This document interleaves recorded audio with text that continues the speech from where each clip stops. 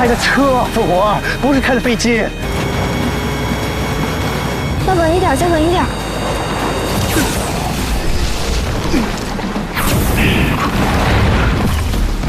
不知道终点还要多久，我以为最后，其实命运握着咽喉，当喊我姓名就跟你走，不在意答案能否看透，共赴命运的事无谓携手，哪怕历经战绩也一定要去拯救那未知的。不是，棒呢？棒没了，看不到了。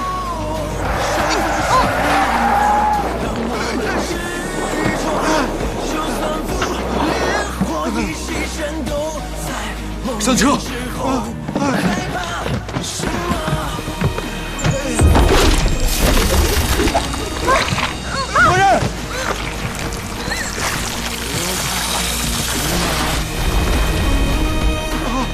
开车！开车！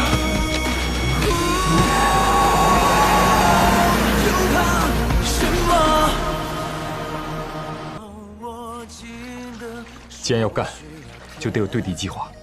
尽量从湖眼把老棒引向湖面。老棒被引诱出，我会发射补网。老棒一入网，我就去勾连车载电动绞盘。倒车！老棒力气太大了，要立即启动绞盘。13000同时开车，总之多管齐下，把老棒死死拖住。只要车速够快，老棒反应不起，到时候咱们就一路把他溜上岸。老棒被拖出，下一步就是取棒肉。星舰很有可能寄生在棒肉之中，只要星舰脱离老棒，也就老实了。这就是我们的计划。不对呀，那我们要怎么把它引出来呢？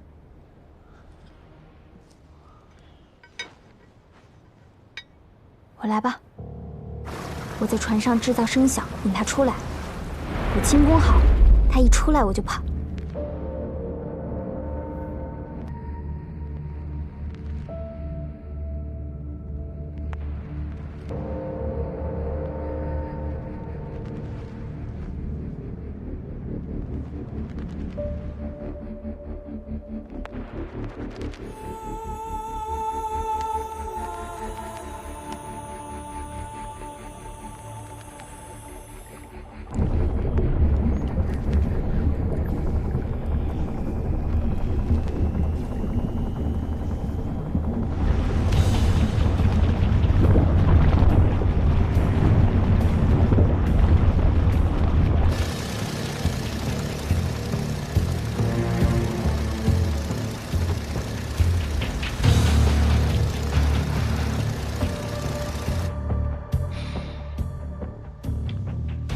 都过去了那么久了，怎么还没出？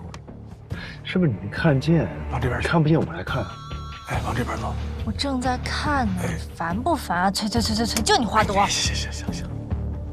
哎，看见了，在这儿呢，来了啊！放大点。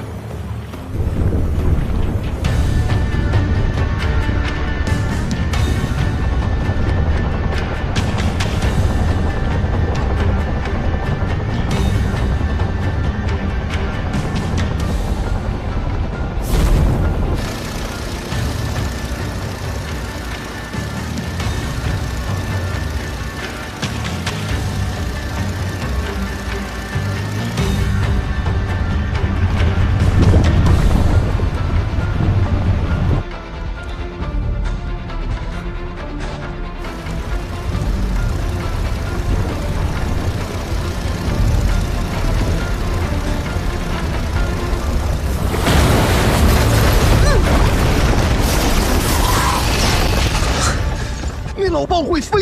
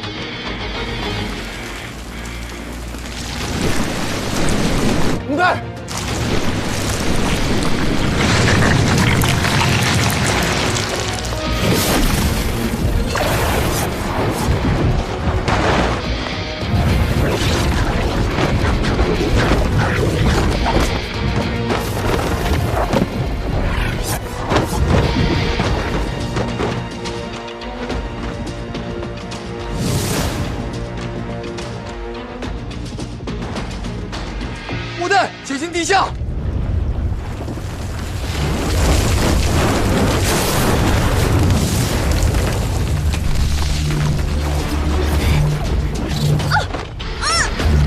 木袋。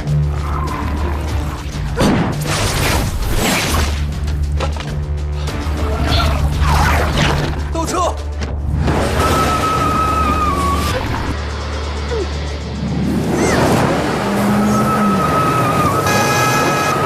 这玩意儿怪了啊！我绞盘根本绞不动呢。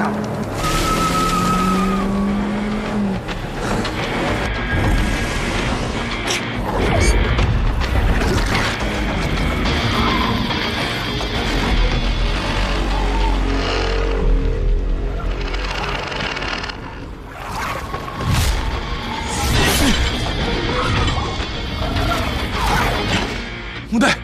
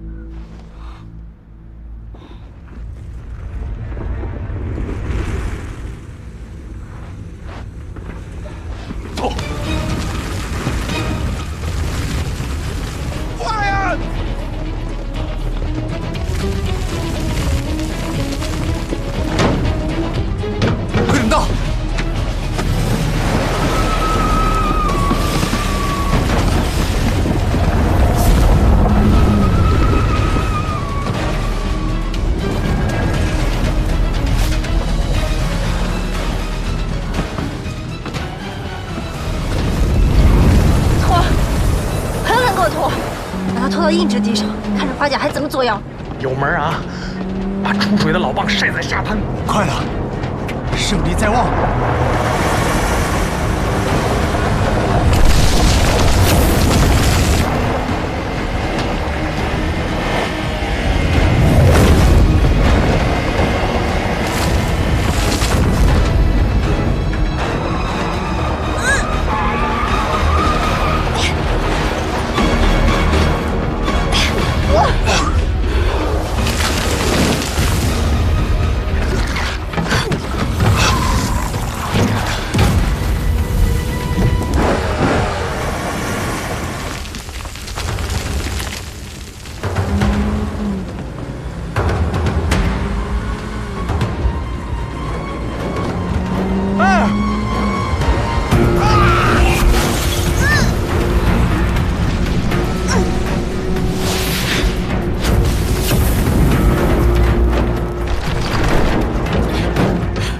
没事吧？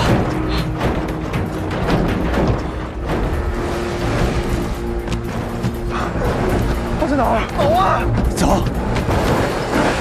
动不了了，车卡住了。哎，我们给他压底下了。压底下了，那怎么办？怎么办？往这边来，我作死他！压下车，刹车快！刹车，我往这边。往我这边下。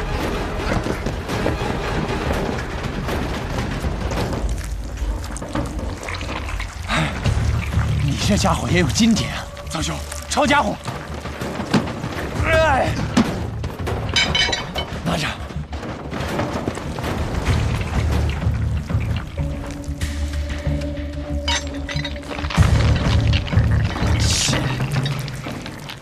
曹兄，1、2、3。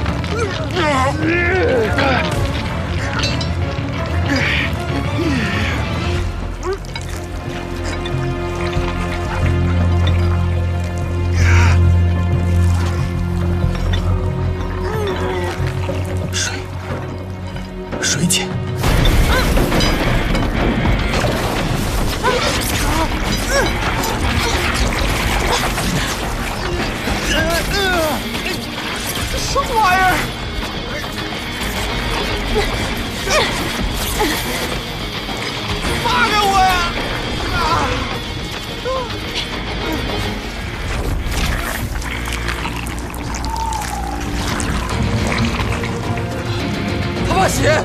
血？我哪来的血？对，我有血。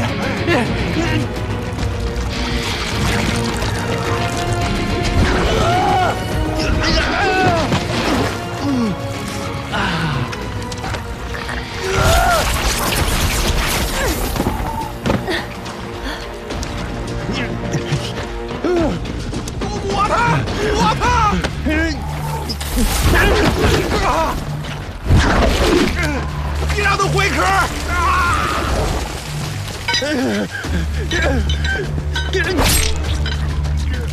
快去拿水！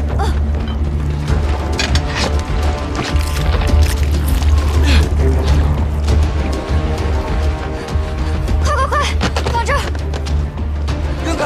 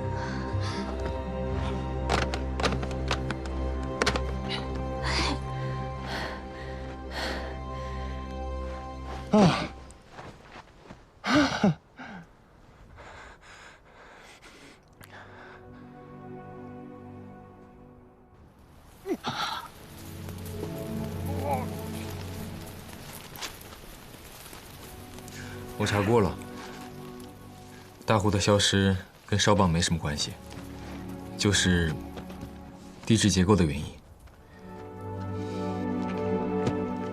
还有，我打听了关于老族长的事情。他离开无珠村之后，脑子就渐渐出了毛病，一会儿跟水神爷谈判，一会儿说自己身上有报应。后来他坚持回村。病情反而好转了，就是不能提棒，一提棒就跟疯了一样。不过缓2天就好了。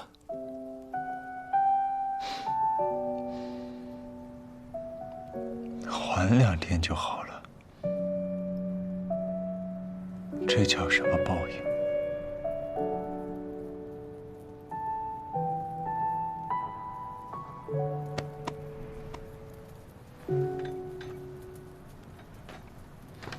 你们留下陪他吧。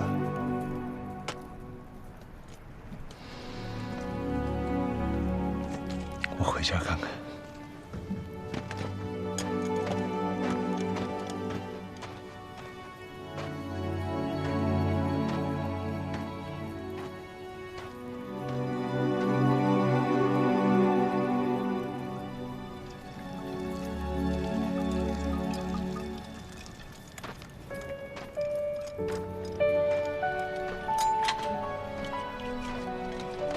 来，我来。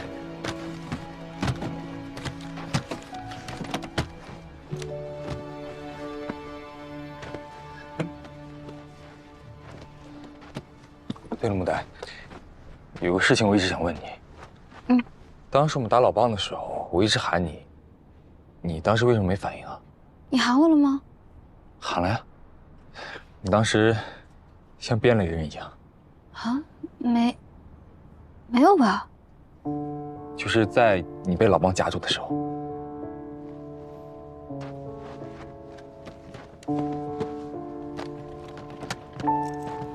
木代，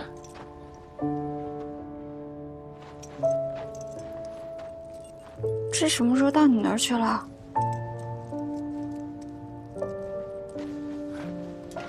来，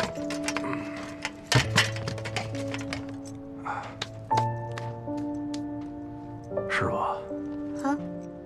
三兄和红纱怪惨呐，咱们要不要去安慰一下？别去了，让他们自己消化一会儿。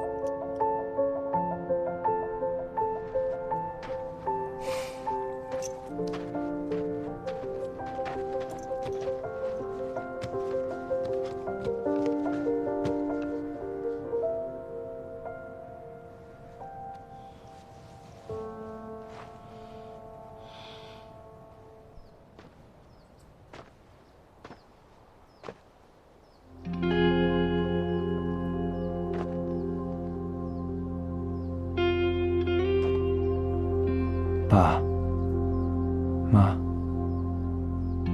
你们也有日子没回过家了，带你们回来看看，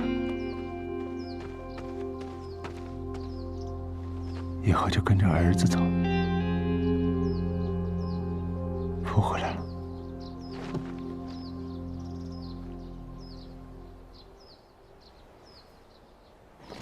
好，知道了，棍叔。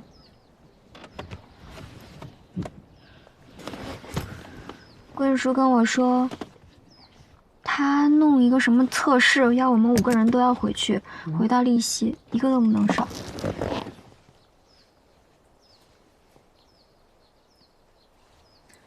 没事儿，那我就先跟你们回去，再回花城吧。哎，我森森兄呢？来了，还跟个尾巴。警长，警长，警长，我知道我对不起你，我对不起你家。这些年，我一直挂念着你，不知道你小小的年纪在外边能不能活得下去。我知道我有罪，村子没了，是我的报应。我请求你能够原谅我。原谅？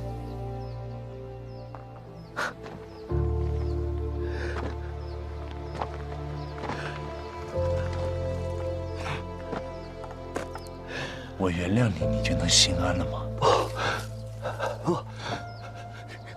你不原谅也可以的。死的那个人是我爸，他在水里面躺了20多年，你该去求他原谅，而不是我。是他失去了一切，我有什么资格替他来原谅你？不，是我没资格，我没资格，我有罪，我有罪，我有罪，我有罪，我有罪。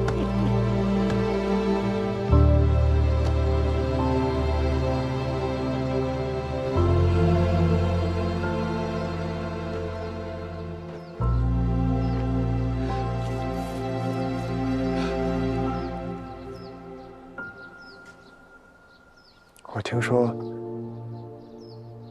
因为地质构造原因，有消失的大湖凭空出现。以前不产出，是因为生态被破坏了。现在问题解决，只要水回来，鱼虾、蚌群也都会回来。到时候，我驻村也会回来的。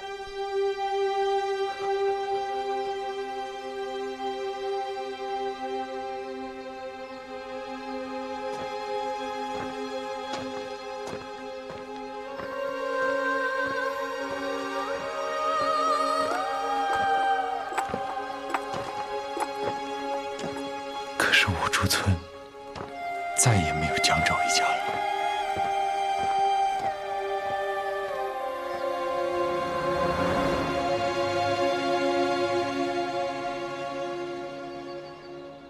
我看不见，往那边点儿。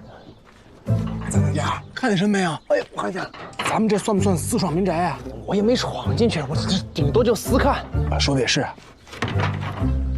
哎，有什么发现？没看见什么呀？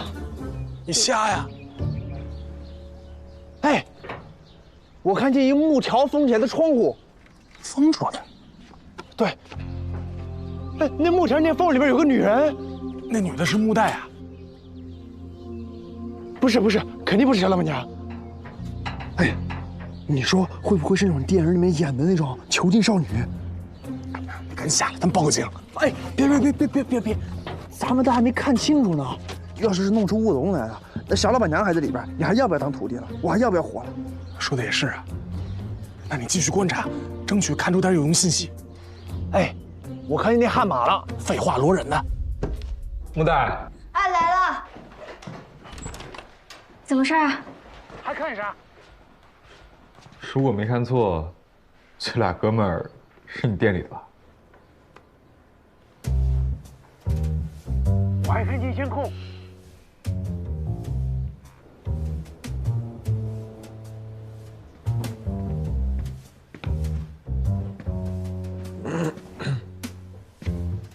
别客气，随便坐。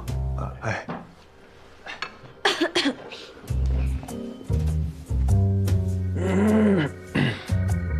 没事儿，喝点水吧。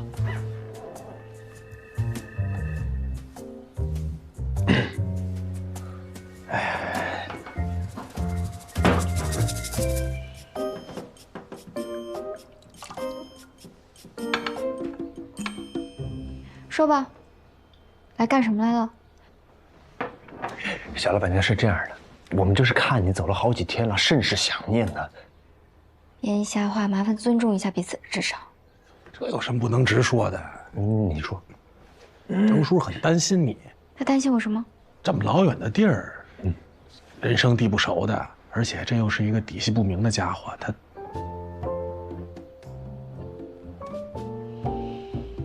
不是张叔，他不认识你啊，他就知道你是男的，他是女的，那你们俩一起出去，那他能不担心呢？是。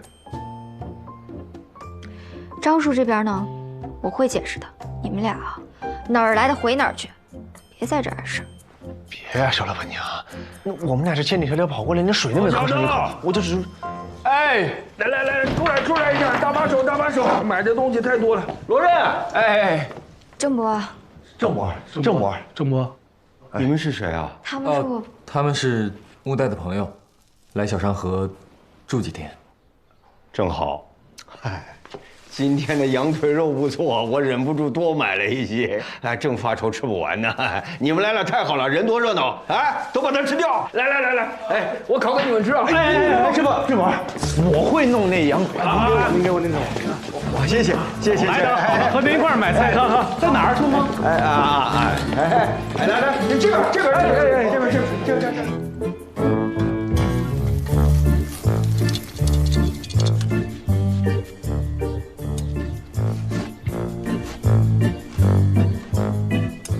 好嘞，来，郑伯，来，这么点烤肉吧。哎呦，辛苦了。你们来了真热闹，是吧？尝一尝。不是这一点活不让我们干，坐着，坐着。多好。呵，怎么样？好吃，真不好吃。郑伯，我来了，你给娉婷送一点。好。郑伯，这个瘦肉多一点。郑伯啊，把餐具都换成纸质的，别让它再碰硬的东西了。好。这差不多了吧？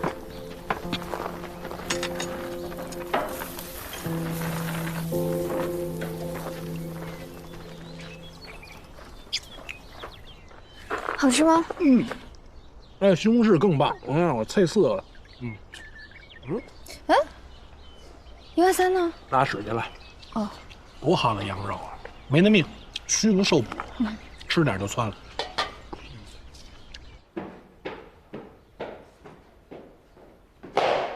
哎呀，郑伯怎么了？哎呀，不，腰，哎呀，我的腰扭着了。哎呀，没事。您要上楼是吧？啊，我扶你。好。哎，小心点。哎呦，谢谢啊！哎呀，其实啊，都怪我。你说我看路也不小心，就把腰给拧了。没事，你有啥叫我就行。好，你替我拿一下啊。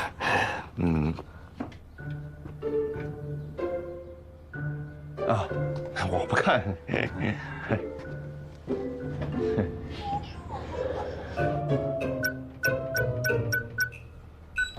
密码就6个0，这也太不讲究了。我们娉婷啊生病了，你小点声啊。娉婷，吃饭了。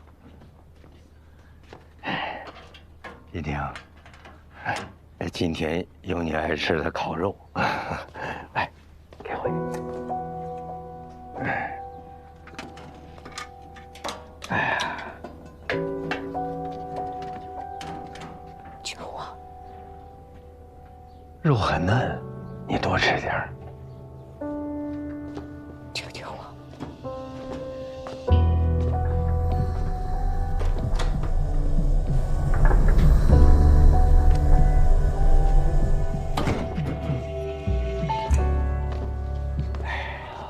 哎，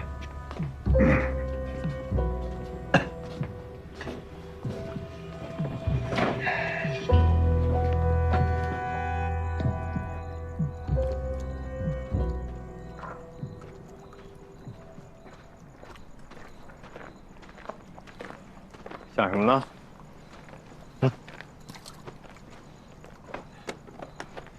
你还没睡啊？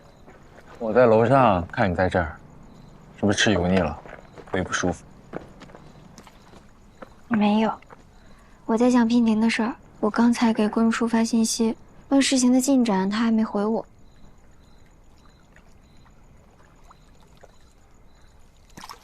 事情太奇怪了，估计他也很懵吧？不会吧？术业有专攻，反正我相信他。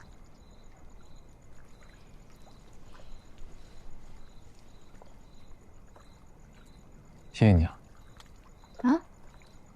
谢谢你。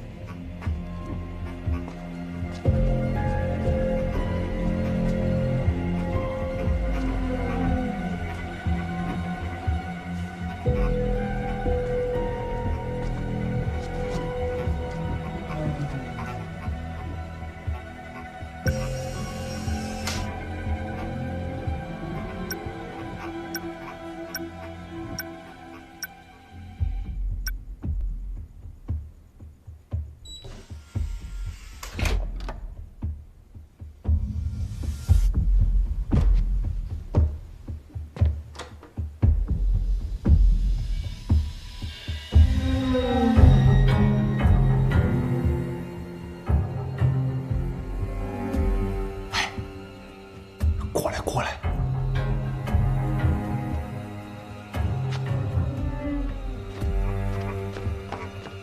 还记得我吗？白天你是不是跟我说救命来着？好，那我就废话不多说，我跟你确认2件事情：第一，你是不是罗刃的妹妹；第二，你是不是叫罗娉婷？是，救我，放我出去！我还是得报警。你跟我说说你的情况，我好跟警方说，不然我救你出去了，你跑也跑不了多远，他们还是会把你抓回来的，是不是？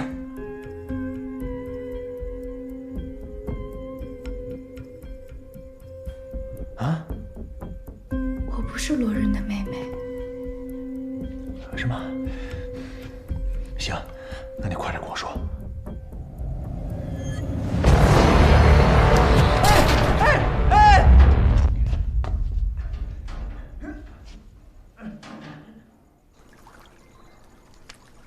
我去给你拿热水。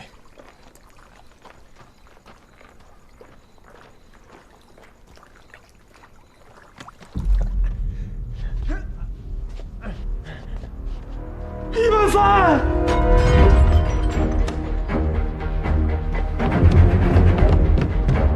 左右我。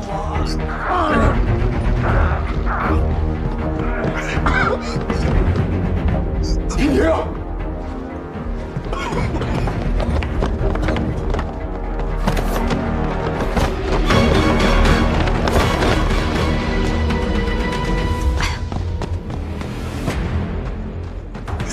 娉婷，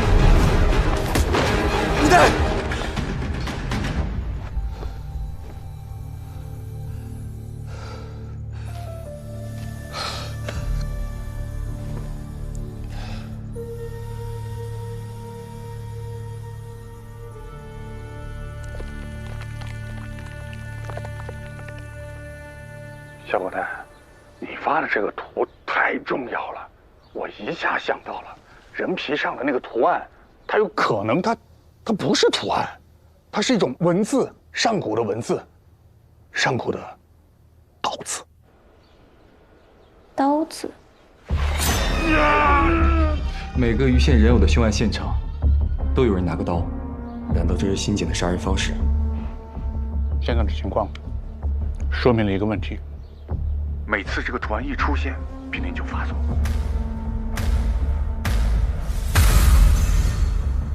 难怪娉婷疯了似的想逃出去。罗人，你不要让我去杀人，把我关起来！和我叔叔一样，要去杀人。那咱们寸步不离的守着他，别让他有机会出去。他要是一辈子这样的，而且我觉得手没有用的。为什么？你们发现没有，娉婷，她为了逃跑，还不惜跳楼，3楼那么高，跳下来，万一摔死了呢？为什么跳得那么义无反顾？你们想一想，有没有一点点的可能啊？他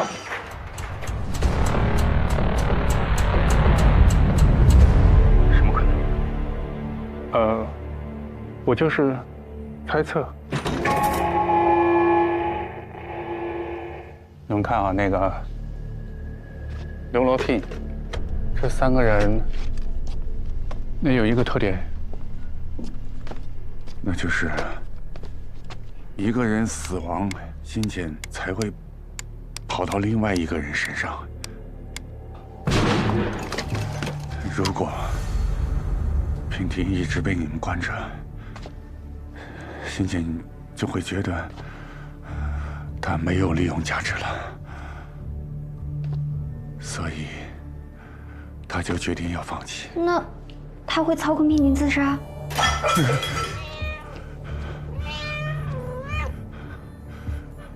确实有这个可能。有人死了，辛简才能离体。那假死呢？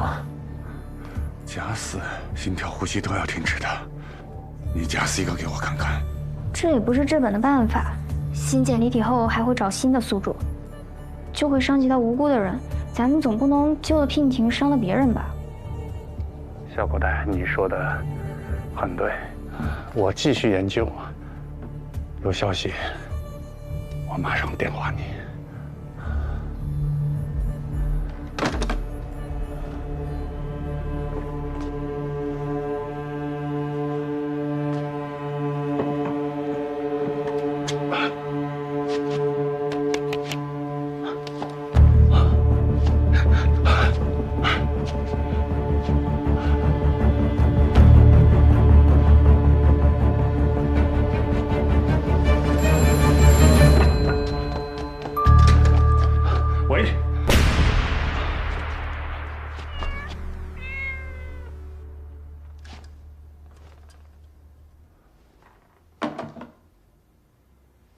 停电呀，吓我一跳。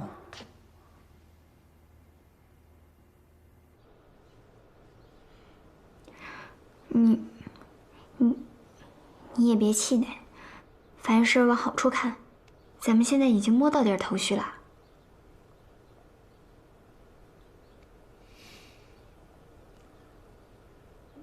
木代，你受伤了。哦，你说这平手摸，会滋生细菌。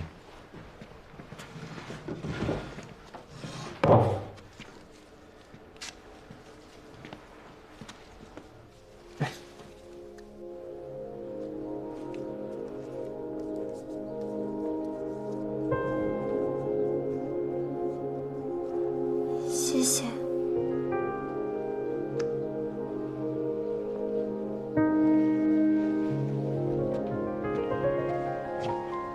对了，我一会儿在附近的宾馆订2间房，晚点儿你带曹艳华他们过去住。啊！13000闯祸了，你赶得走没问题，不用连我也赶吧？你想哪儿去了？是一会儿有人过来修窗户，会很吵，而且你也没睡，对吧？还有，你别怪1万3他们，我让他们出去住是为了安全起见。嗯。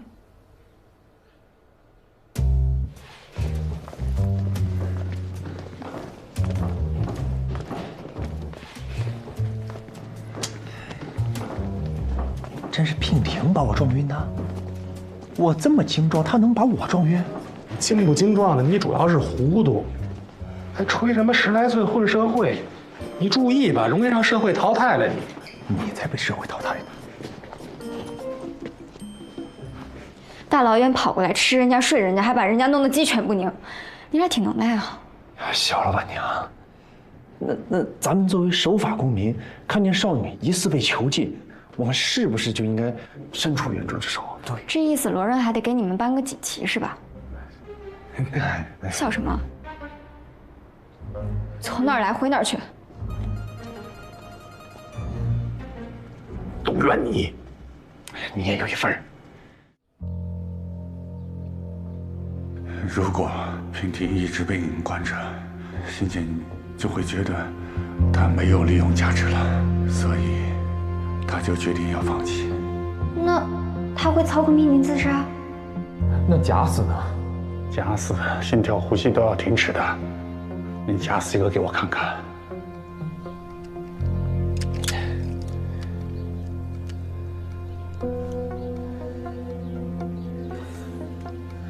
新建离地后还会找新的宿主，就会伤及到无辜的人。咱们总不能救了娉婷，伤了别人吧？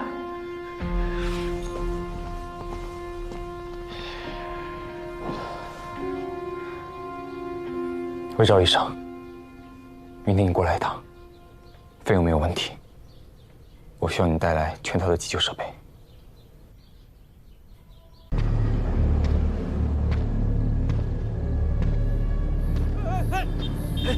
没长眼睛！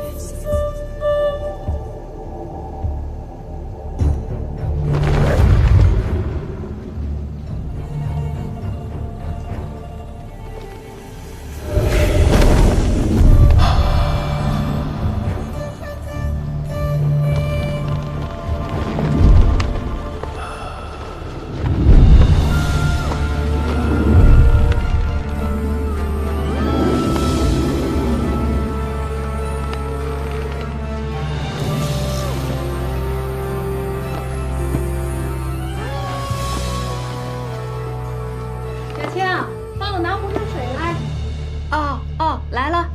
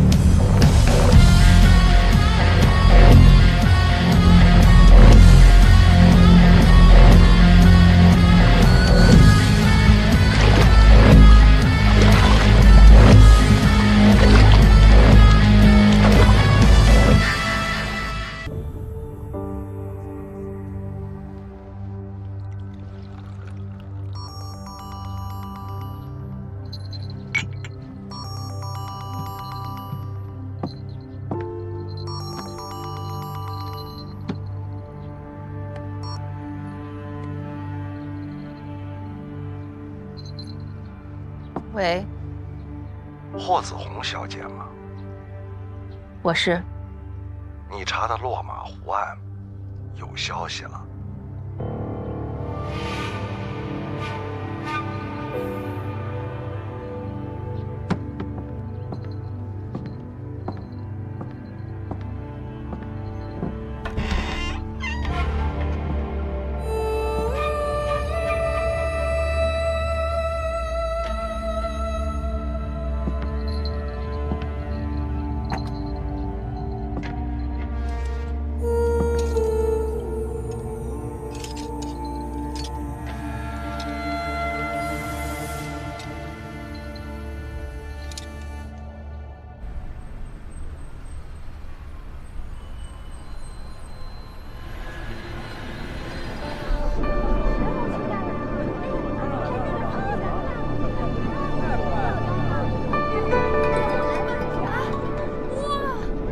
红姨，你终于给我打电话了，是不是你那件正事儿有着落了？刚定下，今天下午2点，你到了亮牌子，自然有人招呼。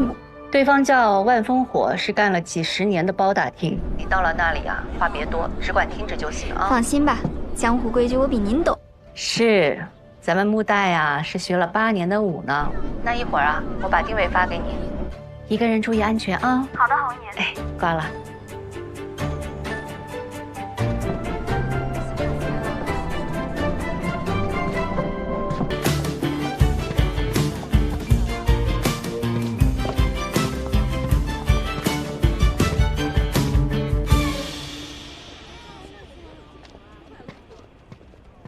咱们一会儿再去看个电影。好。刚吃完饭别催了。欢迎光临。客人来了，这边请。电磁能量今日1点再创新高，通信、电力等相关领域或将受到影响。怎么形容我们这个行业呢？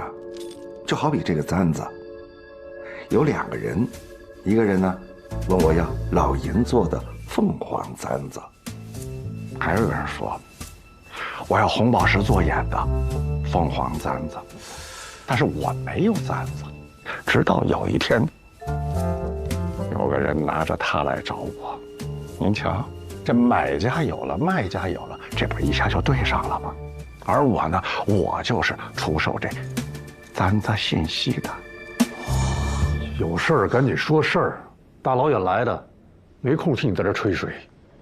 哎呦，李先生，您稍安勿躁，我这次的信息量是特别的大，一定保您物超所值，钱不白花。马先生，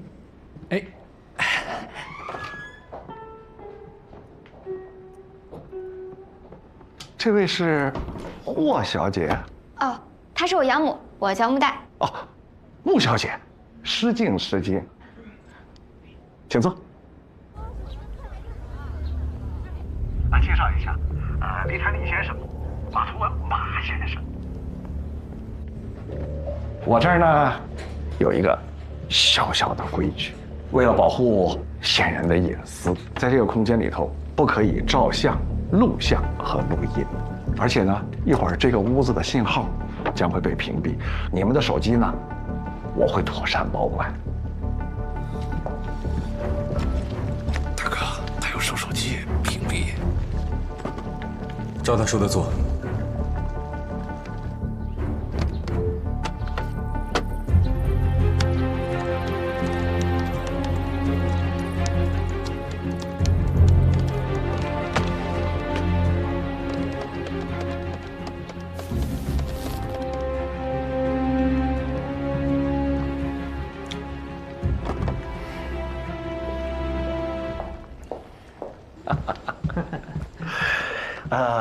各位，这就屏蔽了啊。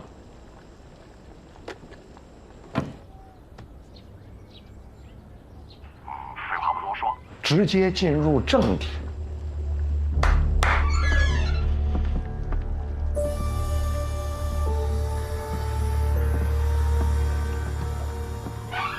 介绍一下，岑春娇，这次的信息提供者。各位定金都已经付过了，等他讲完以后呢，你们再决定要不要付尾款。各位可以质疑他所说的真实性，如果有什么疑惑的话呢，我们按老规矩投票表决，少数服从多数。如果半数以上的人认为信息是值钱的、有用的，那么各位爽快的付钱。那就开始吧。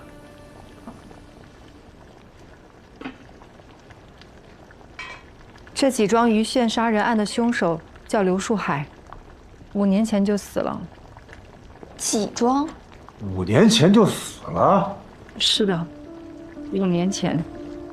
当时我在济泉西郊客运站的一个旅馆里当服务员，就是那种特别低端的小旅馆，被褥也常年不换的，住的客人3教9流的，干什么都有。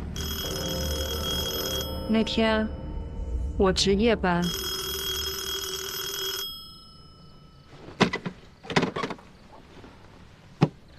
喂，前台吗？203，要喝点水。嗯，好。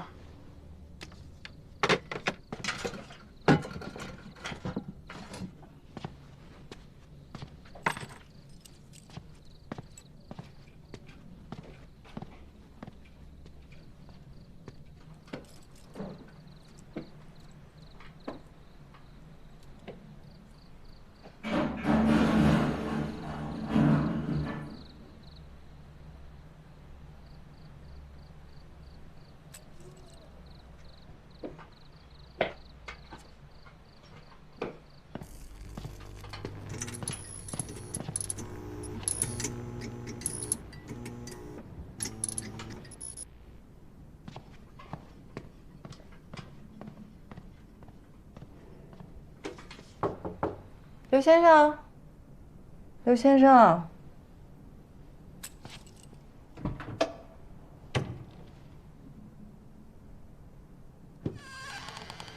进屋之后那场景，我这辈子都忘不了。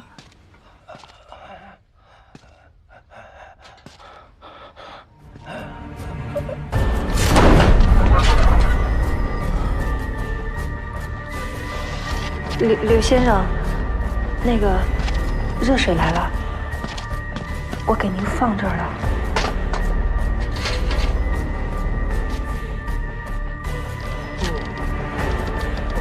刘先生，我扶你。哎呀，哎呀，你没事吧？你没事吧？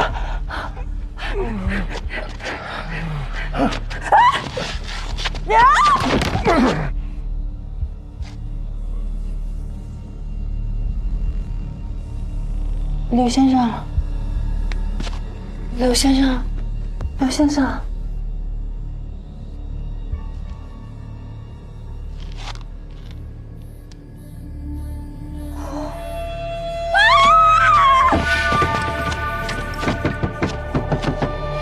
开门，来人了！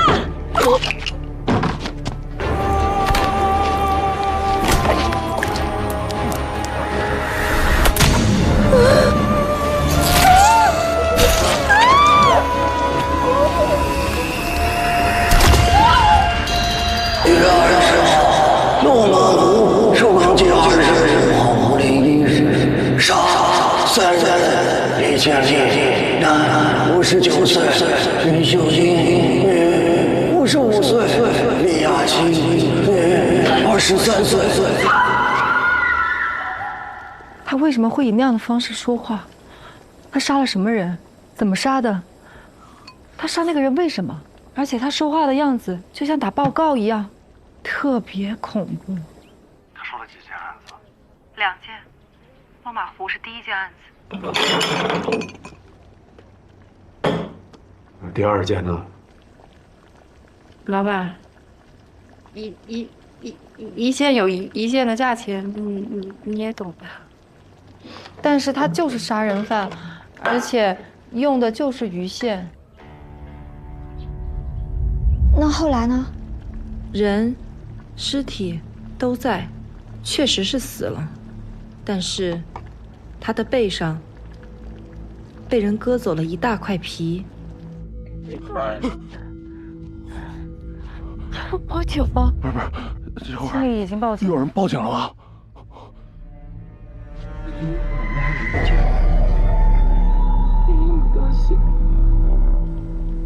人皮是被割走的，你跑出去之后有人进来过啊？没有任何人进来啊，而且那个走廊是个死胡同，我就站在那里，我根本没有看到任何人进出。那你凭什么说那块皮是被人割走的？因为那个伤口的边缘特别光滑，那肯定是人为的，而且是利器割的。利器割的？啊！我的个乖乖！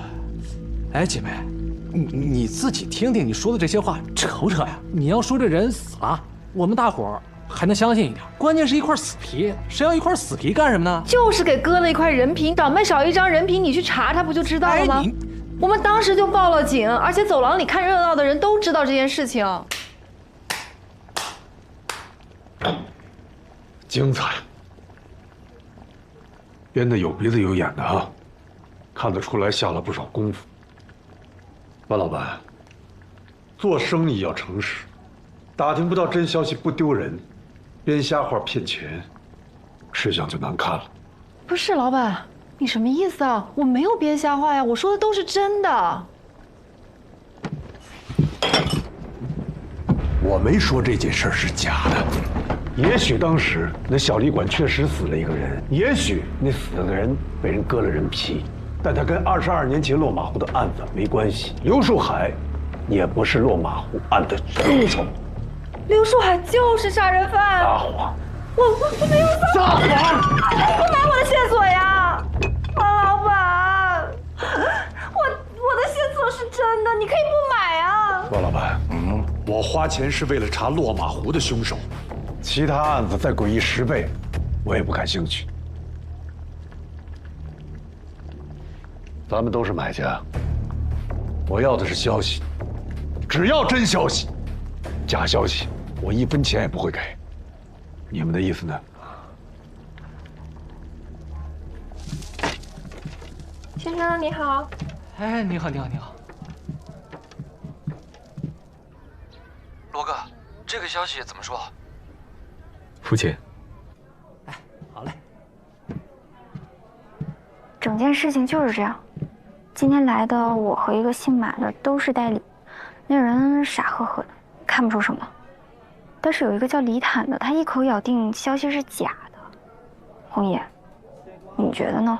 据我了解，我也觉得岑春娇说的不太对。假的？合着我在这坐了半天，听他编了个故事啊！不过红叶，你怎么知道是假的呀？我不是跟你说过吗？李教授呢是我的恩师，他家的事儿啊，我一直放在心上呢。不仅是通过万峰火。哦，那咱们这钱付还是不付？照付吧。万先生这么多年去打听，没有功劳也有苦劳呀。好吧，红叶，人真好。再说了，我也不想让他知道我还托了别人。哦，你刚说那位李先生好像很了解当年的事儿，你去多接触一下他，看看他都知道些什么。行，我明白你的意思。那先挂了啊，红叶。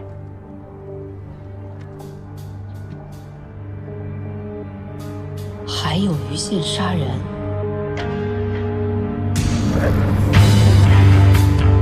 你这个恶魔，去死吧！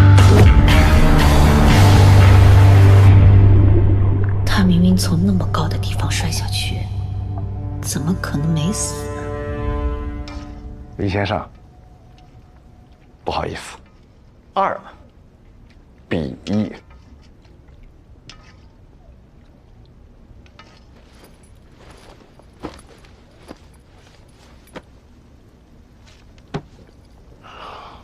万峰火，能搞到真消息，我命都能给你。这钱你收着亏心，我花着不值。李先生，请留步。今天的参会者，我在巴蜀别院都订了房间，晚些时候还有资料要发放。您可记得一定要来拿。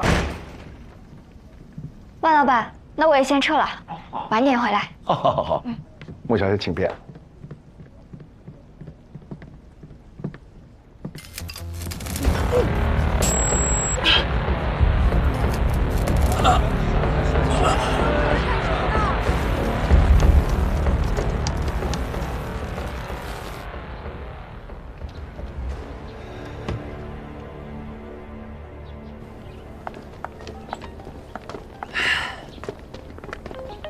哎，罗哥，我要回车那儿。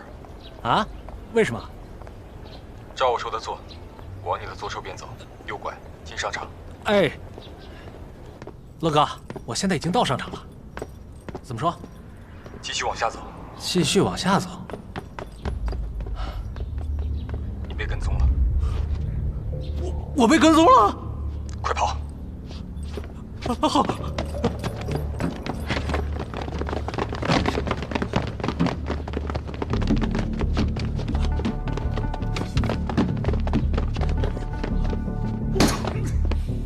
安呐！几楼？5楼。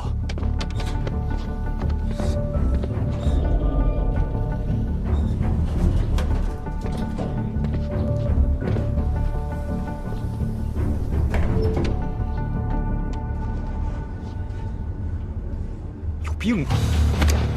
啊！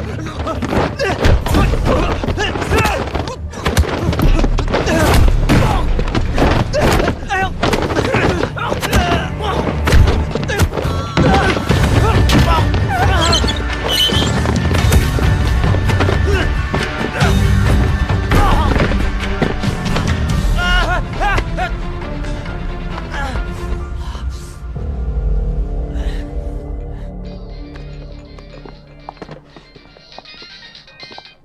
哎，办的怎么样了？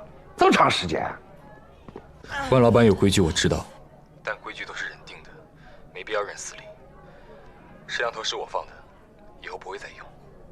还有，你的生意我没什么兴趣，请你以后也不要过来找我。懂，我都懂。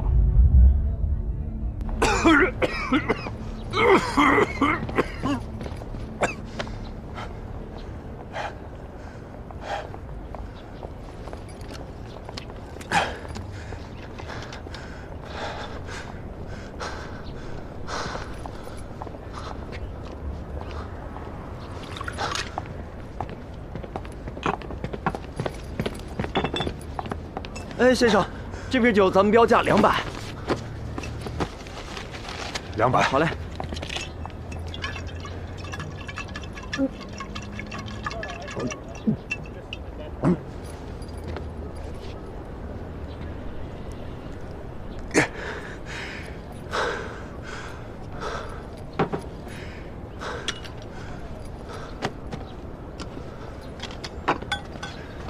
亚青，你放心，他们都在糊弄你，我绝不会糊弄你，我一定会把他们揪出来，揪出来。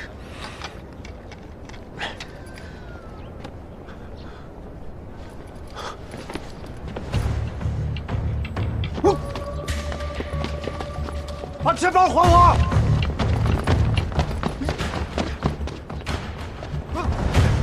站住！哎，回来！把钱包还给我！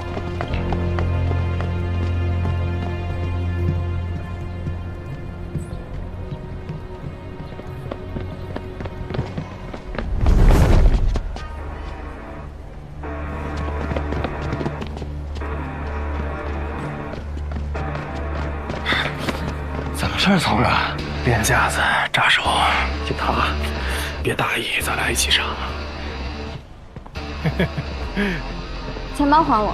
哎，都2回了，咱俩跟拴上了似的。今儿这档子事儿和您没关系吧？不该您管的事儿您偏管，你懂规矩吗？啊！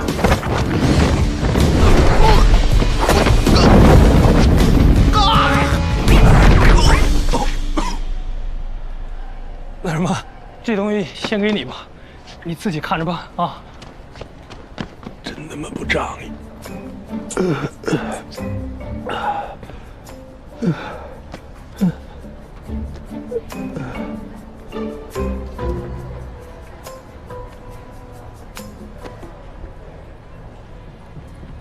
把钱包还我！在这儿呢，看看有没有少钱。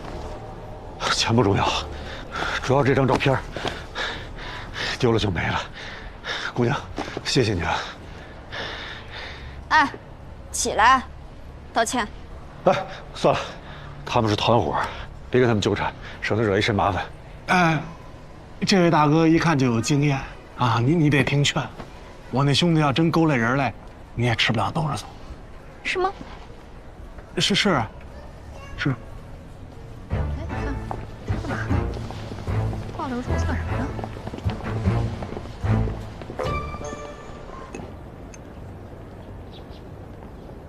姑娘，今天多亏了你啊。但是一个女孩在外面还是少和这些地痞流氓瞎接触，容易吃亏。嗨，谁怕谁呀？李叔，我想问问你为什么查落马湖这个案子？你呢？你这个年纪，案发的时候还没出生吧？你又为什么查呢？我呀，我是替我养母来的，她是李教授的学生。恩师一家出了这么惨的事儿，他一直放不下。难怪。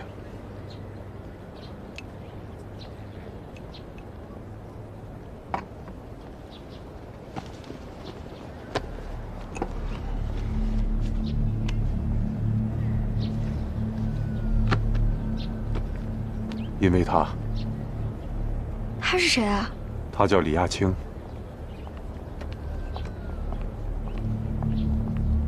他怎么跟红姨这么像？他叫李亚青，李教授的女儿李亚青。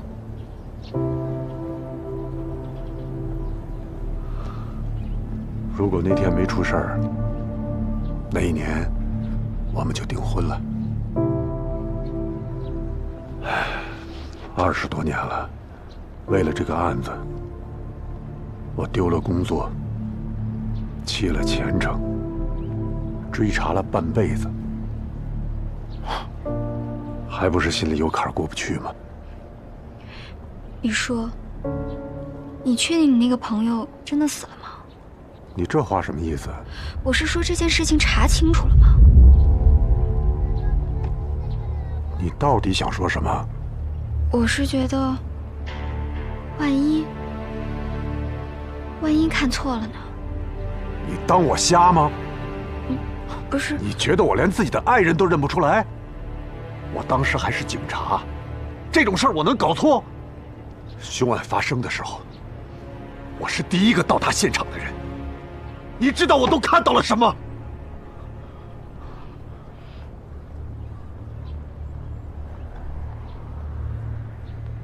现场惨不忍睹，我至今记忆犹新。我甚至能在脑子里复原出亚青是怎么倒下的，怎么被拖动的，又怎么被缠进那该死的鱼线里。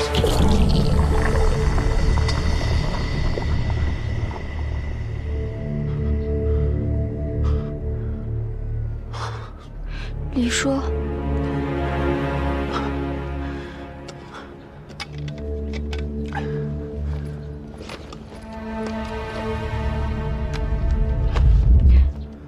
我累了，你慢慢喝。对了，你养母既然是李教授的学生，也算是沾过。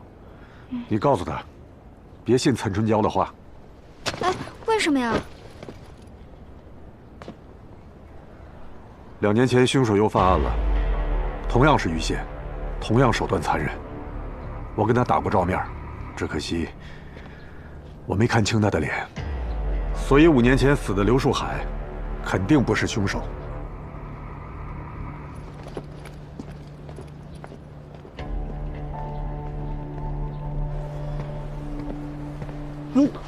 您回来了。哎，妹妹，你看我多乖，我都没敢挪窝。第几次了？我昨天你叫我妹妹了吗？这么年轻漂亮，叫别的不叫姥姥吗？看出来你是惯偷，报警完事儿。别，怎么能是惯偷呢？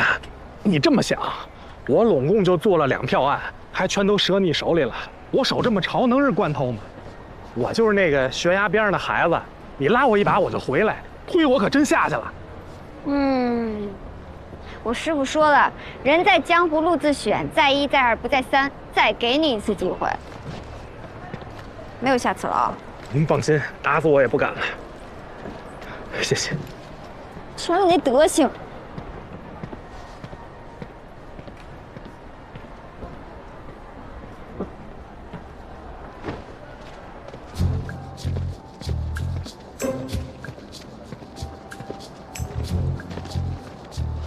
怎么着，准备跟踪报复啊？不能！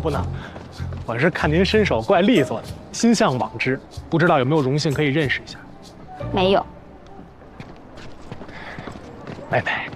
妹妹，我这个人从小就喜欢功夫，啊，哎，这是我的偶像李港龙，他的片儿我全都瞧过。但是现实生活当中，我遇见的会功夫的人，您还是头一个。这个，您这功夫还都使我身上了，是吧？这所谓不打不相识，在下曹延华。孔曹延华，军委陶江，名字这么来的。您瞧，您连我名字的典故都知道，真是文武双全啊！当然了，论拳脚和您比那是太微末，可我也会些个江湖手段啊，保不齐什么地方还就能帮上你。你就比如现在，我就能明确地告诉你，从茶座到这儿，是哪个色狼在盯你的梢。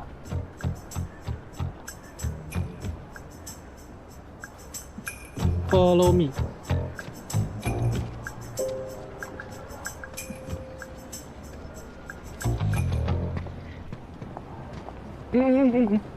注意了，表现得自然点啊，朝我的斜后方看。水果摊儿，穿棕夹克那小子就是，错不了。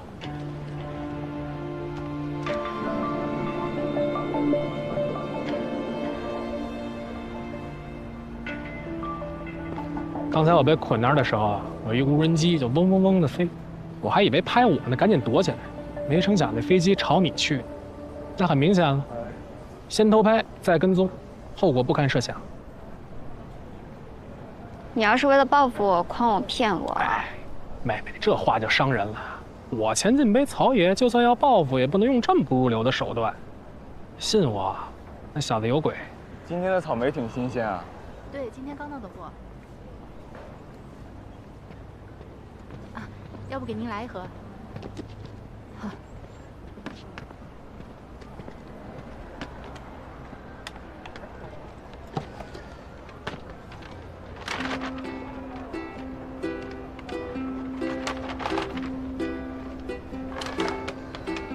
怎么支付？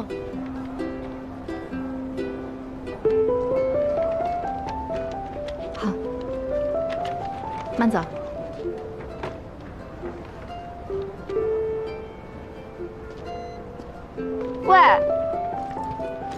喂，你干嘛跟踪我啊？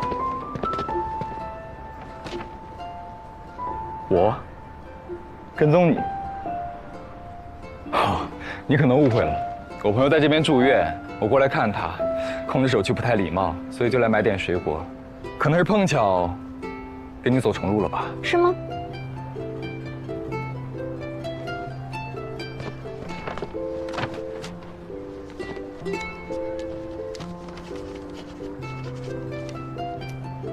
波姑娘，如果你只是想认识我的话，我叫罗任，这是我的号码，你可以随时打给我。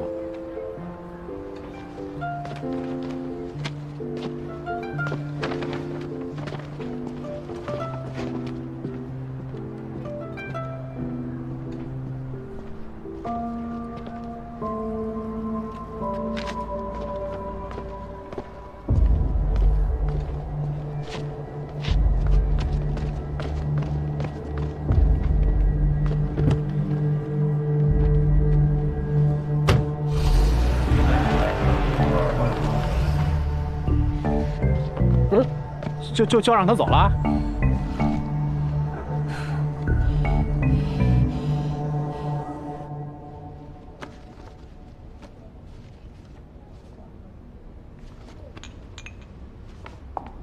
看来这刘树海的生平挺有意思的。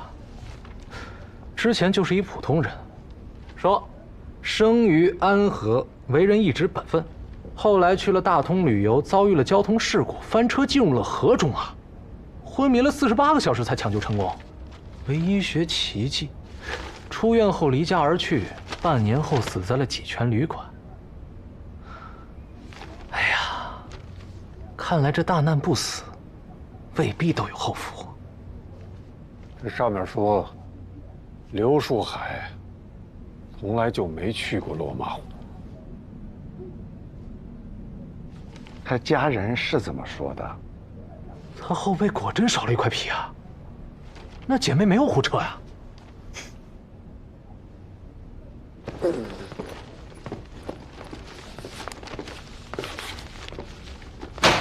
浪费时间。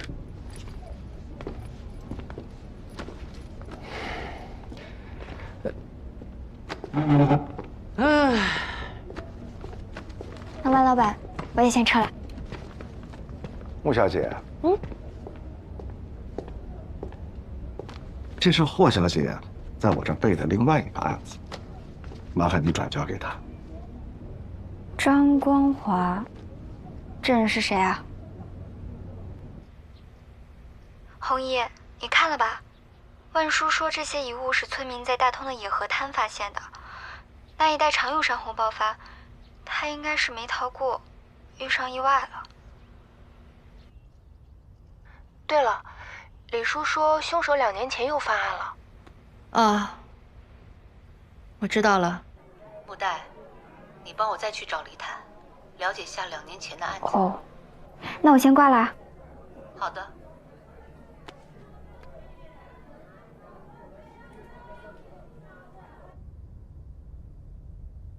难道老天不开眼，竟还让你活着？张光华，这个人是谁啊？他要查的这个人，恐怕已经死了。死了？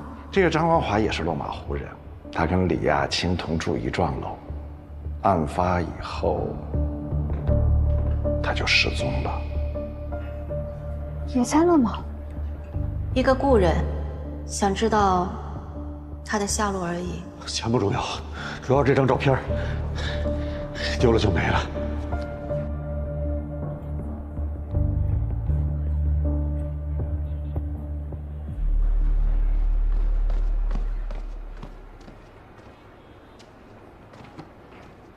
跟丢了？不赖我，那小子具有极强的反侦查意识，而且你也瞧见了，他那大悍马多愣，咣一小油，咱这淳朴的人民群众跟不上。哎，妹妹，你说那小子是不是瞧上你了，所以才做出这么疯狂的事儿？要我说呀，他长得也挺精神的，是不是？原来马图文背后的人是罗刃。快跟上！不给撤吗？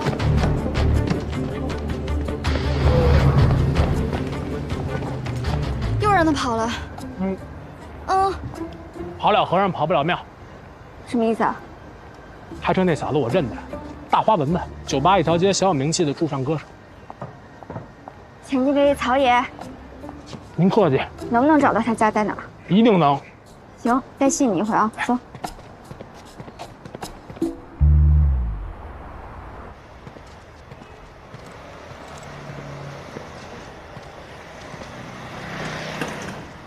定位显示已经到了，那这么多家哪家是他家？不行，咱转转。呀，这不那车吗？哎，问一下，这是3号楼吗？岑春娇，岑女士今天没来？她提前走了，说家里头有急事。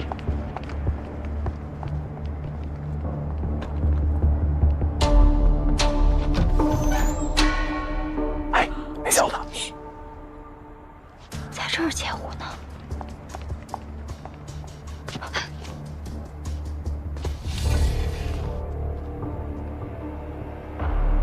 他来这儿做什么？走。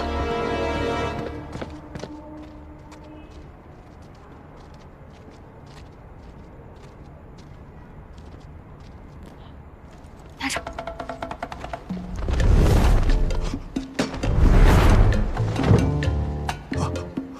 但是我们旅馆在主街嘛，所以有一个监控，拍到一些人进人出的。我当时留了个心眼，存了一个底，但是警察来了也没查到什么。监控备份什么时候给我？我现在就可以回家拿，你给我钱就行。还有一个问题，你确定柳树海没提到过小山河？没有啊，他就提了落马湖、达伦特尔、小山河，怎么了？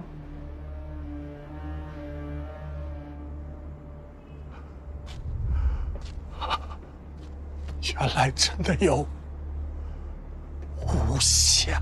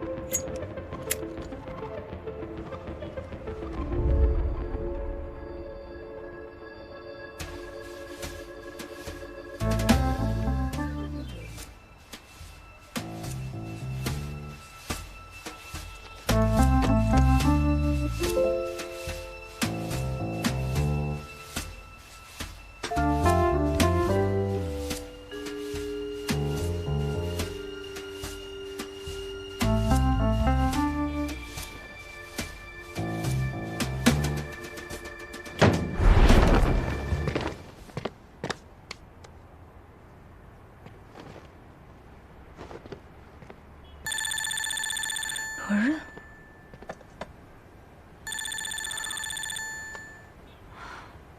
他在窗外那么久，累坏了吧？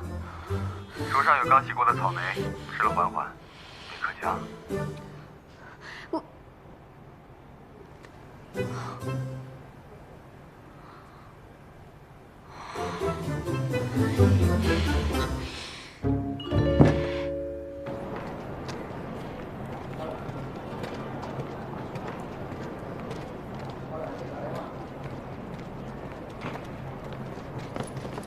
李叔，您去哪儿啊？穆代姑娘，事儿结束了，晚上航班便宜，我准备走了。也是，我红姨也催我回去呢。本来以为这次能得到点线索，可有空跑一趟。20多年了，一直在空跑，每次都一样。不过谢谢你，要不是你，我连那张照片都丢了。走了。李叔，您几点的航班呀？有事儿。我请您喝2杯。李叔，您能跟我说说2年前这个案子的情况吗？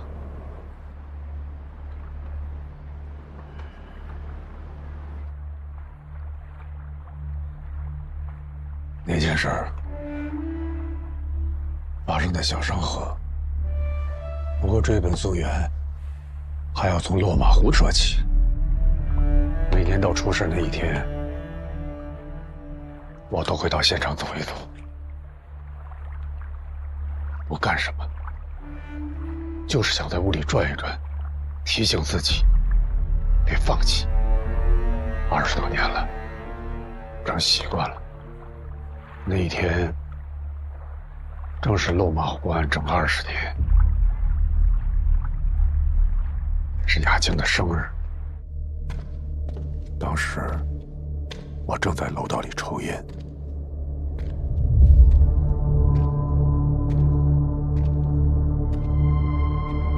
突然看到一个奇怪的人进了雅清家。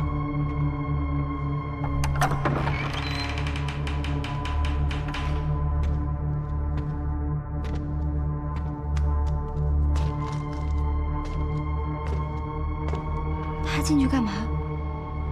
我不敢靠得太近，但我从门缝里隐约能看到他用手一处一处摸着墙上被钉子凿过的洞，像是在重温以前曾经的记忆，还很享受。你知道吗？有些心理变态的凶犯，就喜欢在纪念日重返犯罪现场，重温当时的感觉。总之，在那样的日子，他以这样的身份出现，我不信他跟这个案子没关系。那你没抓他？我早就不是警察了。再说，凭感觉当不了证据。我决定先盯着他，我就这样一路小心翼翼，一路盯到小山河。小山河？你确定柳树海没提到过小山河？没有啊。我追着他来到小山河，找了好多天，终于在一个铺子里发现了他。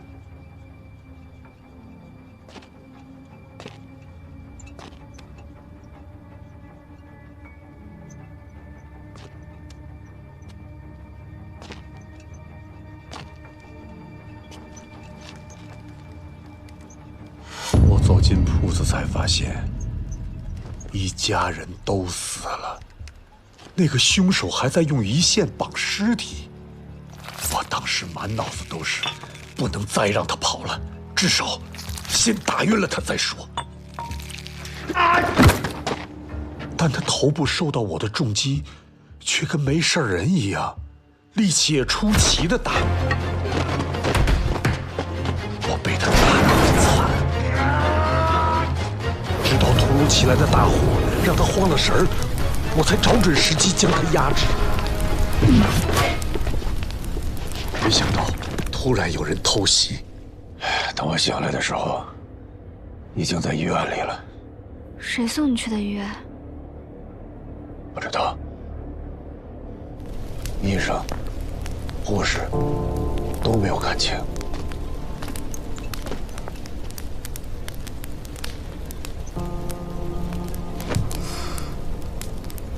我从医院出来以后，听说出事那一家是一间羊肉铺，半夜熬汤的时候，火苗不小心从火塘里窜出来，烧了半条巷子。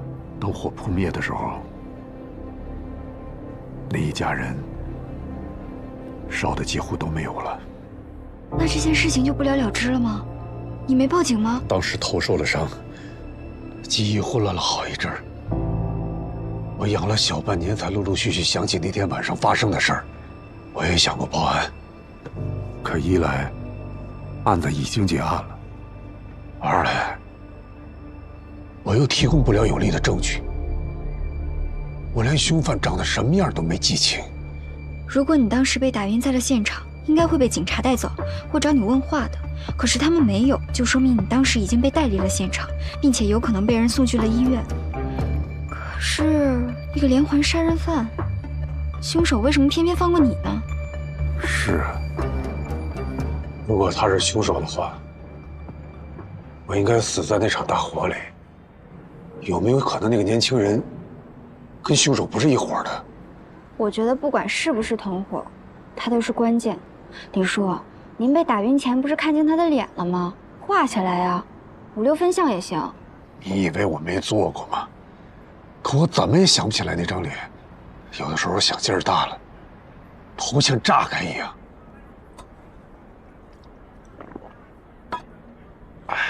你试过催眠吗？那种歪门邪道的东西怎么能信呢？李叔，催眠是科学的，它能帮助你把潜意识回到现场，帮助你场景重现，很有用的。我之前做过催眠治疗，而且我感兴趣还去学了呢。来，姑娘，如果你学过，要不你拿我试试，我信你。啊，不行不行不行，我那点伎俩入门都寒碜。你可以找万叔，他会帮你找一个最合适的人选。哦，对了，李叔，还有一件事儿，李教授是不是只有一个女儿？雅青有个双胞胎姐妹，2岁就被拐了，一直没找到。喂，侯姨，布袋，什么时候能回来呀？好几天不见你了，侯姨都想你了。侯姨，你是不是又去拜佛了？耳朵倒是挺尖。侯姨，我这趟不辱使命，我从李叔那儿得到不少有价值的信息呢。我跟你们说，李叔说凶手根本就没死，2年前犯案的时候还和李叔交过手。没死？真的没死？对啊，没死不是挺正常的吗？侯爷，你怎么了？侯爷，侯爷！哎，妹妹，你这去哪儿啊？回利息。回利息？别，你多待几天，我请你吃饭。下次啊，我赶时间。下次你还回来？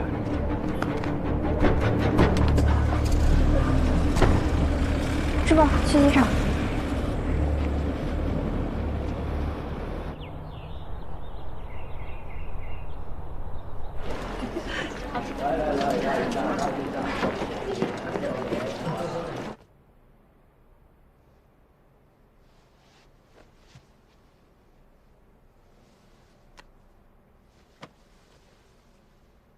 哎呀，侯爷。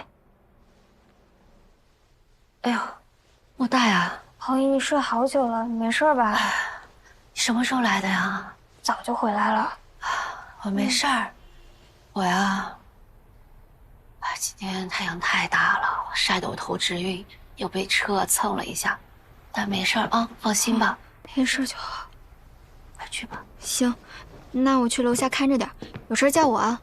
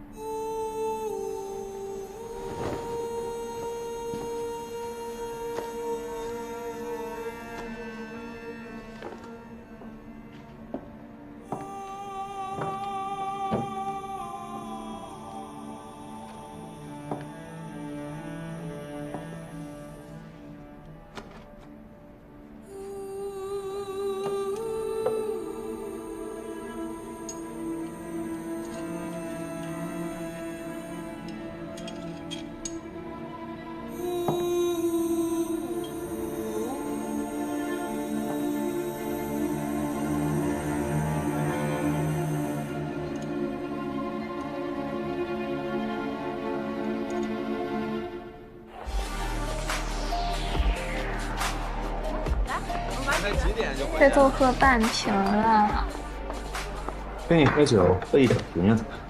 这酒好贵的，你不吃亏吗？怎么会？哎，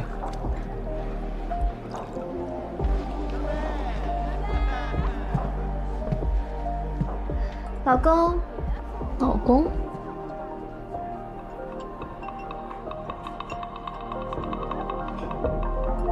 这儿呢。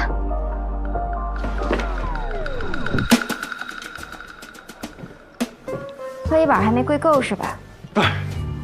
不是，他是让我看看。哎，麦坎伦。好啊。改一个字儿就骗到手了。你死渣男，你不要脸！哎，说别，我对你是真的，我跟他真不是那，哎呦，老公，他跑了，你不追呀？夏老板娘，你可别这么叫我担不起啊，我追，我追不了，开个玩笑，使劲儿啊！那我帮你蒸了骨，抽，我蒸的技术老好。哎呦！夏老板娘，我是顶不住你这8年的功夫，我这手要断了，救我！现在救我！牡丹，在这想恼什么呢？侯爷，赶紧松开啊！你别总是欺负13000。我没欺负他。这张叔在外面忙活了半天了，你赶紧让他去帮忙。就是。去吧，快去追吧。你上来，有话跟你说。哦。切，追他个屁追！毒妇，别宽容，不跟你计较。张叔也是，都回不告诉我，真是的。你呀，别总跟13000过不去。看你，总叫人家13000，13000，我连他的大名都忘了。我叫他13000，就是时刻提醒他，你帮他还了13000块的债，他得感恩戴德，他欠你。那也不是白欠的，13000块，他要在我酒吧打工1年呢，这样算下来挺合适的。打工1年，哎，您瞧着吧，这1年啊，得各种揩店里的油水做小账，他这种人才不会做赔本买卖呢。哎，红姨，您不是睡下了吗？怎么又起来了？李老师家的案子啊，是压在我心口的一块石头。快跟我讲讲你打听到的事情，要不然红姨真的睡不着了。那个李坦在小商河看到的凶手，多大年纪？有多高？个子不高，好像这么高。不对呀，哪不对啊？啊，没事儿。那不吃了，红姨，你都吃饱了。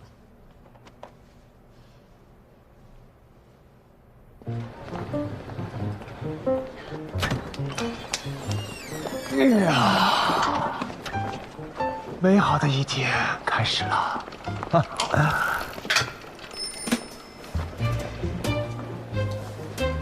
哟，读副手，拆个包裹就那么开心啊啊！拆会计的快乐你不懂，我知道擦桌子快乐。哎，这快递单号呢？这能是快递吗？谁送的？匿名的，不会是爱慕者送的吧？我早上看放门口没注意到。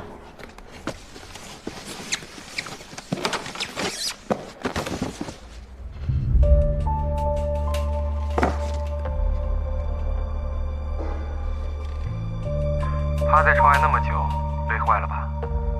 桌上有刚洗过的草莓，吃了缓缓，别可香。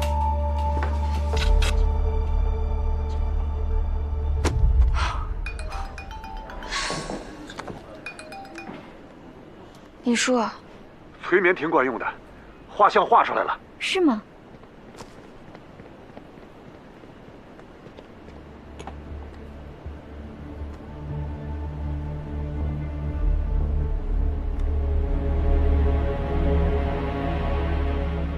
这就是那个罗任跟落马湖案凶手是一伙的。他年纪也不大呀，这案子都过去20多年了，说不定是凶手他儿子呢。不可能。怎么不可能啊？这个罗任真的很可疑。我在那个乌江的时候，他就跟踪我，后来又买通陈春娇截胡消息，那现在又跟到利息来，总不能是来旅游的吧？我关心老师家的案子是人之常情，就为这个，他们跑来对付我，这不至于。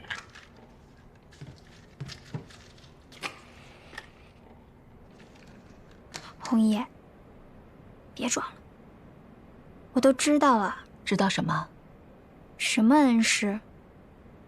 你是李教授的女儿吧？你怎么知道？这很难吗？我看了李坦钱包里的照片，那李亚青的照片跟你一模一样。没事吧？没事。我再一打听，李教授家本来就有一对双胞胎，其中一个2岁多被拐了，那被拐的是不是就是你？长大后回家寻亲，发现家里出了事情，所以一直追查，是不是？哎，这有什么好瞒的呀？真是太见外了。你这个小机灵鬼，什么都瞒不过你。不过呢，我觉得这个事情还是挺严重的。你想啊，凶手犯过那么多案子，都是灭门的，我觉得他多少心里有点变态。他会不会发现你是漏网之鱼，觉得自己当年的事情没有做干净，想完善一下？你说的也有道理，不过人都找来了，防是防不住的吧？怎么防不住？这事在人为，说不定我能揪住他，把他送去法办呢。以后每晚都要检查安保，可不能掉以轻心。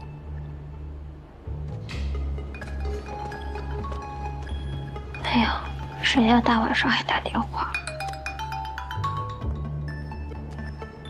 喂，你好。喂。今晚不会来了，早点睡，明天见。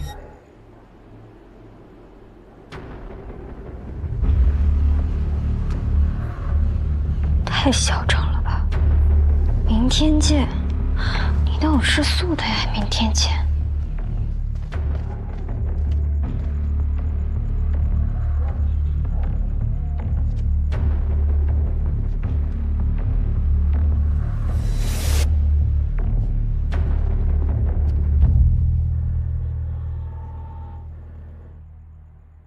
没本事的人才虚张声势，哼，等着你来。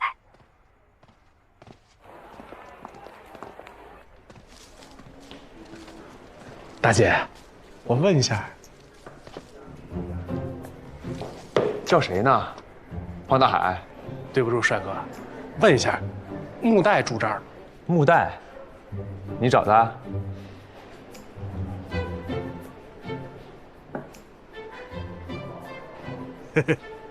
你怎么来这儿了？看看你。呀，你这咋了？还挂彩了？你是不是偷东西让人给逮着了？被打了吧？你瞧，你真冤死我了！我这才叫一言难尽。就跟我一块玩那几个孙子啊，太不规矩了，非要在医院里头出活，还专挑老头老太太下手。那老头老太太，你说他那钱是什么钱？那钱是拿来救命的，偷人家那这丧良心啊！我赶紧给拦了，这帮人不干，还要揍我。我不信，你良心这么好啊？真事儿啊，我能惯上他们吗？直接就跟他们滚起来了，身大力不亏啊。就是滚的动静太大，把警察给招来。木代，这位就是你外地来的朋友。嗯，他叫曹延华，这我红姨。姨，你好。您好。那位是张叔。姨夫。啊？您好。不是，他是帮忙的。这要13000。哎，这见过。哎，对。你的住处定了吗？他还没定呢吧？你是不是没定呢？没呢。这样吧，别费那个钱了。我记得13000房间是高低铺是吧？你那上铺是不是空着呢？老板娘，我来安排。咱们啊，聚散随缘酒吧，相逢即是缘。好话。嘿，刚我没听清楚，您是叫曹？我曹延华啊，我曹兄。兄弟他骂人。我三兄。哎，对。哎，曹兄，要是咱在那门口的地板上用黄金镶出一个豆子，你觉得是什么意思？什么意思？日进斗金。哎呦，就是啊，吉祥话。你们俩真的是，曹延华，你给我回来。木丹，曹先生远来是客，你得客气一点。看你那凶巴巴的样子。啊，靠窗那桌刚进来的，赶紧给人家点单去。你教着点我。哎，我试试。先生您好，请问您喝点什么？有什么推荐吗？如果您喜欢喝鸡尾酒的话，152轰炸机还不错，曼哈顿也不错，口感就……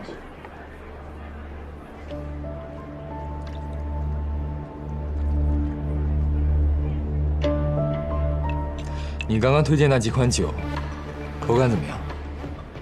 我们换个地方说话。不好意思，我是来喝酒的，不是来跟你说话的。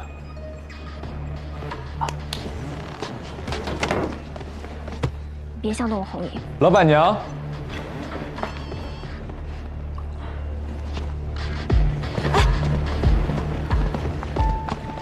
红姨，他是罗润。霍总是吧？你还记得我吗？我叫罗润。咱们曾经是邻居。邻居？你忘了吗？我家住在落马湖城前巷11号。我记得有一年下大雨，你家漏水，我爸还帮你修过雨棚呢。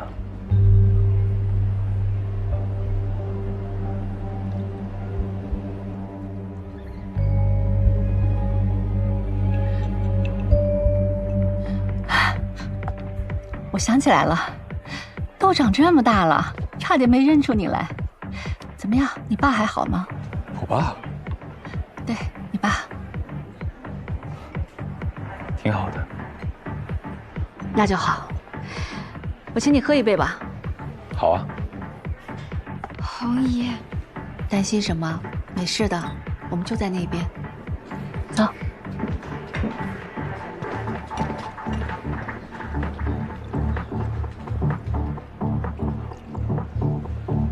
真是邻居。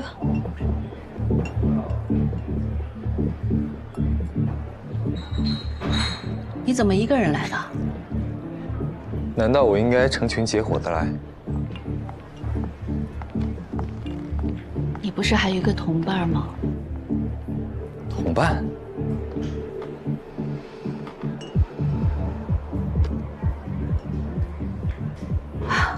小商河，半夜羊汤，你还为了你的同伴打晕了李坦，你不记得了吗？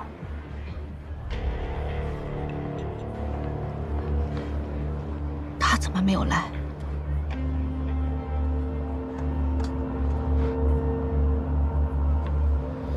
你好像很期待他过来啊。他还没死吗？活得挺好。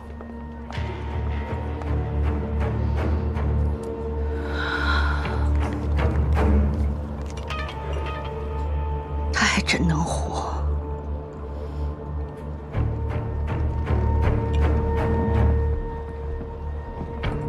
你知道落马护岸的真凶是谁，对吧？你也不是真正的火伺候。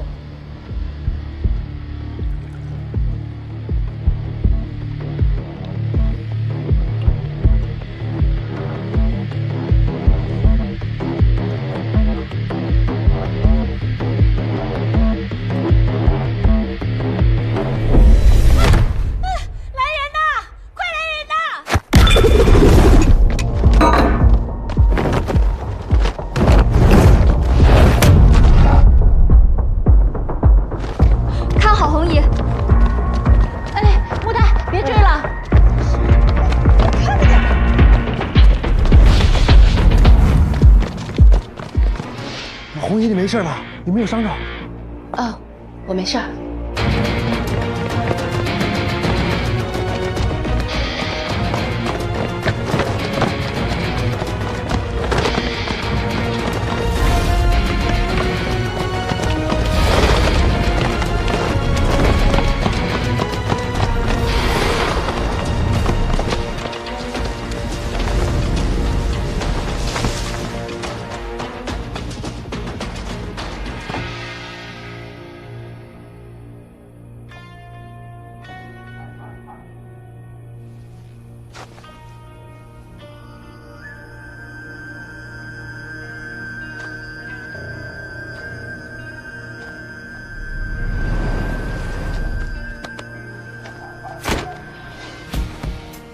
这么喜欢还要多久？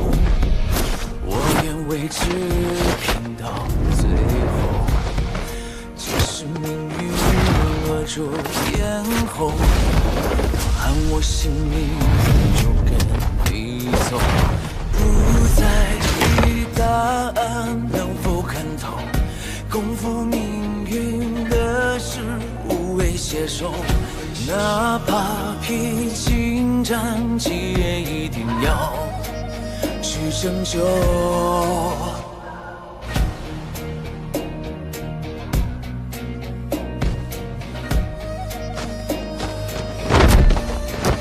那未知的冒险与迷梦，终将会有收复时候，让我们执着。就算不烈火一起战斗，在光年之后，害怕什么？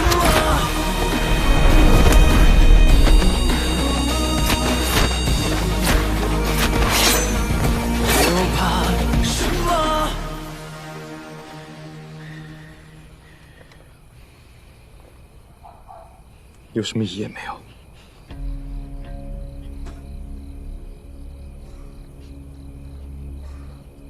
这么不惊吓？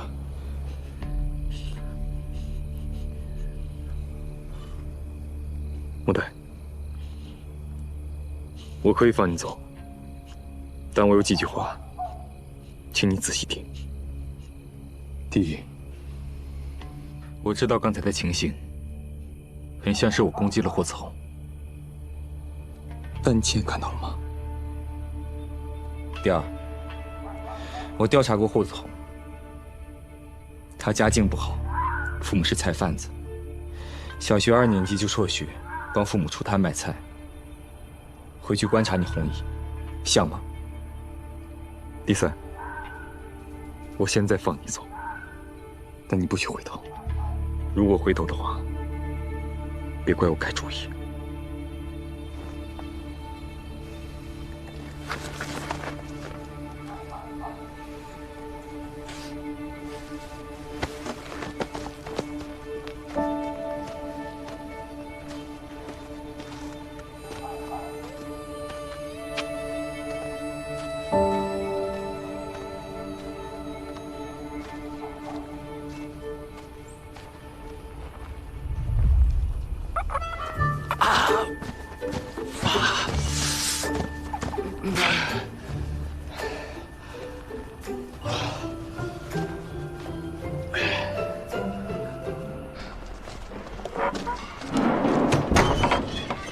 红姨，你没事吧？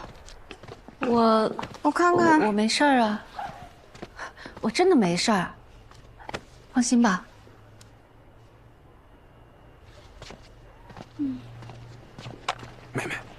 小老板娘，你没事吧？啊，那人怎么样啊？啊，没受伤，没抓住，打不过，让他跑了。来，休息。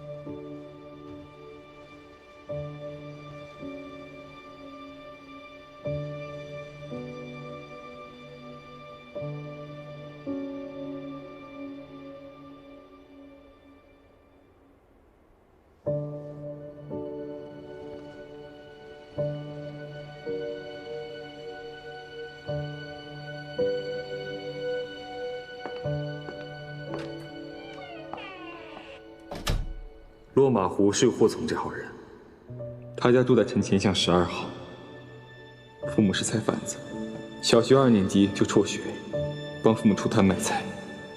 回去观察你红姨，像吗？能把你打成什么样啊？